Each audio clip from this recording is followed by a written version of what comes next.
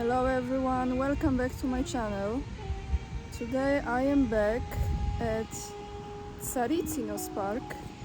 We've been here before, so those of you who have not seen the video with a little tour that I gave you, I will attach the link in the description box, and hopefully this music there will not trigger the YouTube copyrights, but I will sit for a moment and then take a walk with you, and we'll be reading to you information that I think some of you might probably know already, some of you maybe don't. But even if you do, I think it's worth bringing this up and sharing in the comments how you would respond to this. But before I will read you my notes, I want to tell you that tomorrow, on Friday, the 7th of July, I have live with Scott Ritter. It will be 9 a.m. New York time, and it will be 4 p.m. Moscow time. So those of you who would like to join us, please do.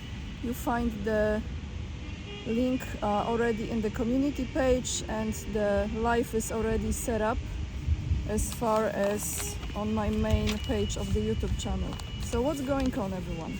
Well, European Union. What's new? It's not really that new, because they had something of similar nature, I think, in 1990. It's from their official website.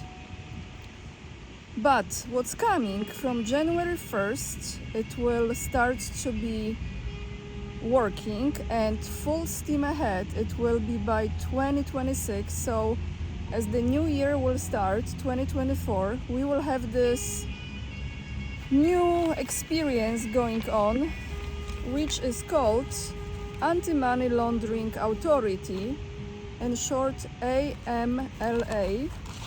And I will read you translation of description of this by someone who has YouTube channel in Polish, actually. So this was really well explained. And then I will read to you from the official website from European Union, and both of the links, the one to his YouTube channel and the official website of EU, you will find in the description box under this video. So what's going on? The EU is setting up a new institution which will be called Anti-Money Laundering Authority, and in short is AMLA, which is to prevent money laundering in the European market. The main tool of the AMLA office will be a database of what Europeans own. So every European will have to report how much money they have in the bank, how many accounts they have in cryptocurrency, in gold, also real estate, those of people who have more in private planes, yachts, everything pretty much what is of any value. And this data will be analyzed meticulously, I hope I pronounce it correctly, and after the analysis it will turn out who bought a house or a yacht or whatever from the, for example, drug trafficking money. You know, in the case of money laundering, the amounts that are involved usually are in millions of euros or dollars, not in thousands that have been accumulated in difficulty for many years by hard-working people. So why does European Union creating such a thing? Well, what is really the goal of this? Besides, of course, you will own nothing and be happy. It's my side note here.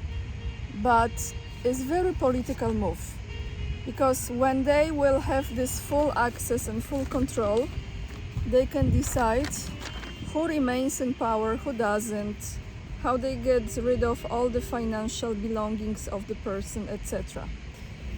And like I said, I will repeat this again, this will start from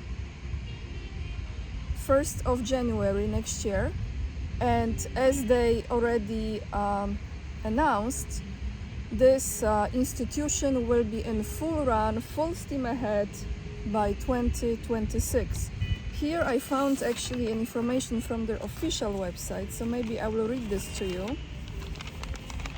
And this says EU legal framework on anti-money laundering and countering the financing of terrorism.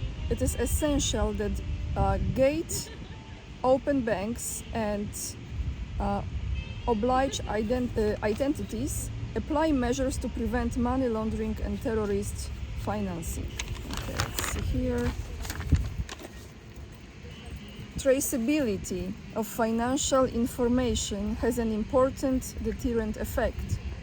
The European Union adopted this first anti-money laundering program in 1990 in order to prevent the misuse of the financial system and money laundering. They will be monitoring transactions and reporting the suspicious transactions. I just want to say, okay, there is, they will use this excuse as, this is the Russian oligarch money, etc. But I just wonder, are they going to check the Ukrainians oligarchs as well? And how about if they are talking about money laundering?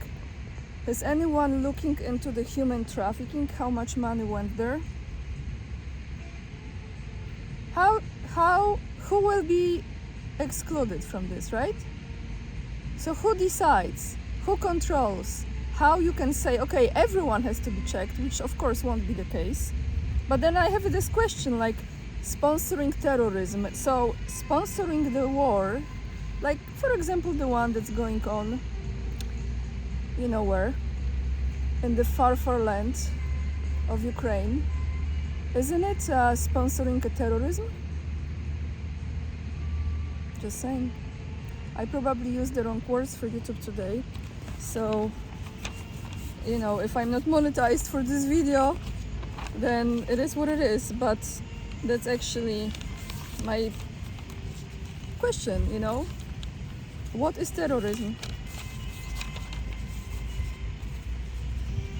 It's not funny, but it's true actually. There is one more thing I want to tell you guys, but before I would like you to leave the comments about what do you think, how this will be executed. This is my first question.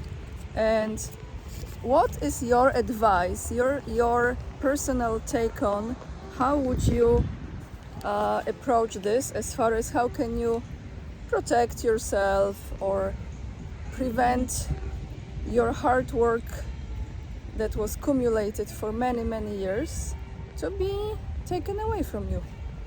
Because this can be addressed not just to very wealthy people, this is actually for anyone who is not obedient. So leave the comments down below, as always, I appreciate. And also one more interview I came across, that was this morning, and in that interview, just one second, let me put my backpack over my shoulder. In that interview I saw another general in Poland who was asked again about what he thinks about Pinocchio, Mateo Morawiecki, making a statement that Poland is eager and open to the nuclear sharing program. And that general is a retired general again. He said that he actually, well, I wouldn't say like really criticized, but it was in one sentence, that was his opinion that Morawiecki's words were very unfortunate statement, which means there are some people from the military, as far as I came across, just two, who made some public statements that they don't agree with what Polish-speaking government is presenting there, as far as open to the nuclear sharing program. So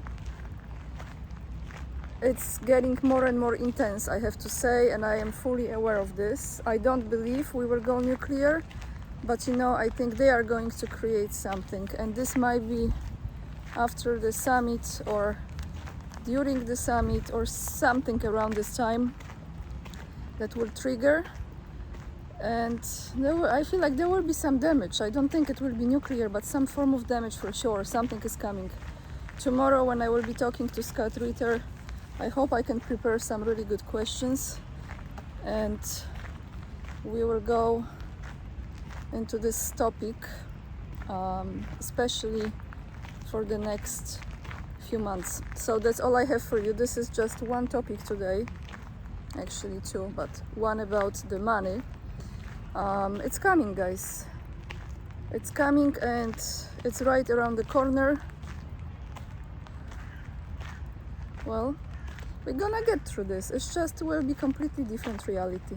And I'm not a financial expert, but you know, I believe that everything is gonna change in the financial arena. So I leave you with this, everyone.